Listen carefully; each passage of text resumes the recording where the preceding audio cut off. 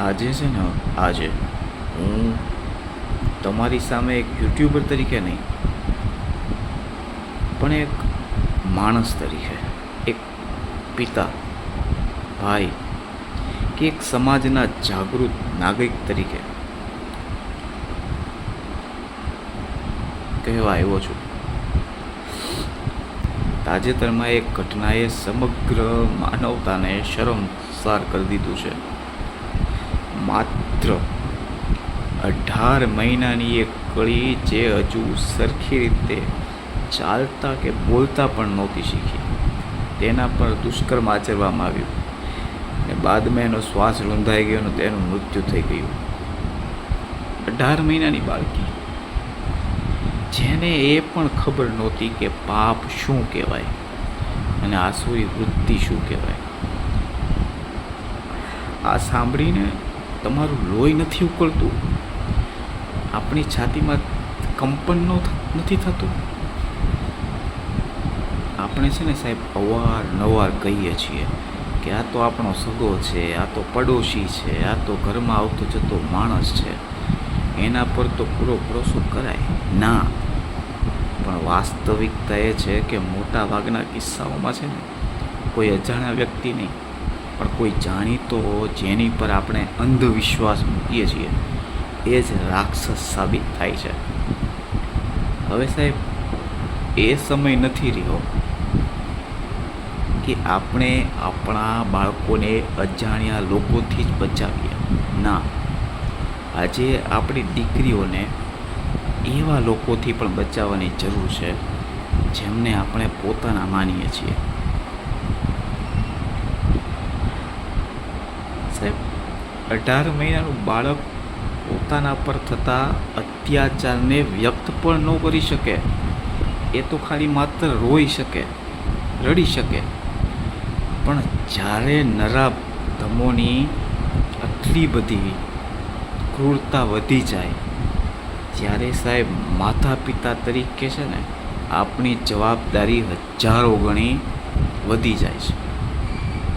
જો તમારા ઘરમાં નાની દીકરી કે દીકરો હોય ને, તો આજથી જ આ વાત મગજમાં, મનમાં ગાંઠે બાંધી લેજો કે કોઈ પણ વ્યક્તિ પર અંધ ભરોસો કરવાનો નહીં. પછી ગમે એ હોય, ગમે એ, તમારી ગેરહાજરીમાં કે એકાંતમાં બાળક કોઈના ભરોસે નથી છોડવાનું, છોડવાનું જ નહીં.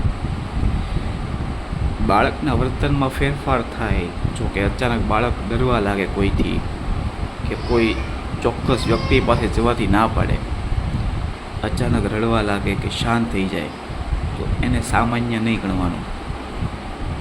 દીકરીઓને શીખવાડો ગુડ ટચ અને બેડ ટચનું જ્ઞાન, એટલે એને ખબર પડે કે સ્પર્શ સારો અને ખરાબ શું કહેવાય. એને શીખવો કે પોતાના શરીર પર છે ને માત્ર એનો જ હક છે.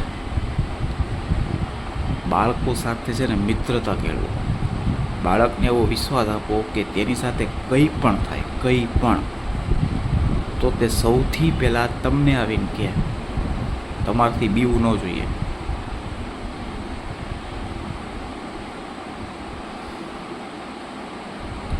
આપણે સાહેબ ક્યાં સુધી આવી ઘટનાઓની માત્ર સોશિયલ મીડિયા કે RIP લખીને કેન્ડલમાં જ કાઢીને શાંત બેહી રહ્યું? આવી આસુરી વૃત્તિ ધરાવતા લોકોને સમાજમાં જીવવાનો કોઈ હક નથી. આવા કેસમાં જલ્દીથી જલ્દી અને કડકમાં કડક સજા થવી જોઈએ, જેથી બીજી વાર આવો નરાધમ આવી હરકત કરતાં પહેલાં 100 વાર વિચારે.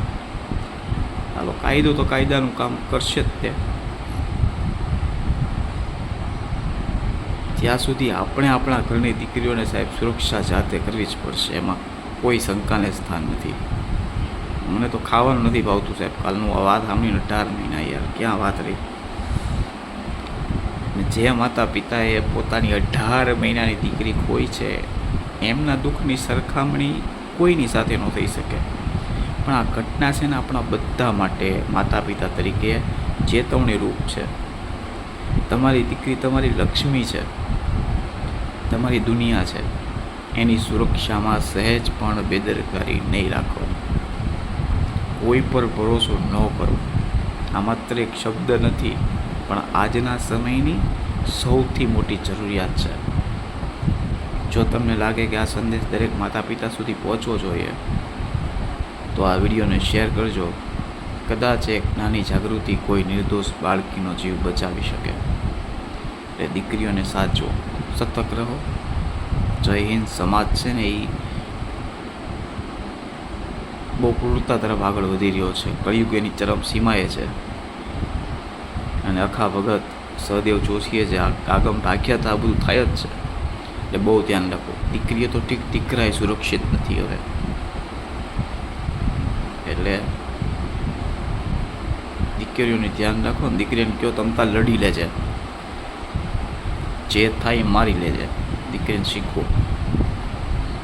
ખરેખર બહુ અઘરું છે, બહુ દુઃખ થાય. ચાલો વાંધો નહીં. જય શ્રી કૃષ્ણ. વિડીયો ગમ્યો હોય તો લાઈક, શેર અને સબસ્ક્રાઈબ કરજો. તો ધન્યવાદ.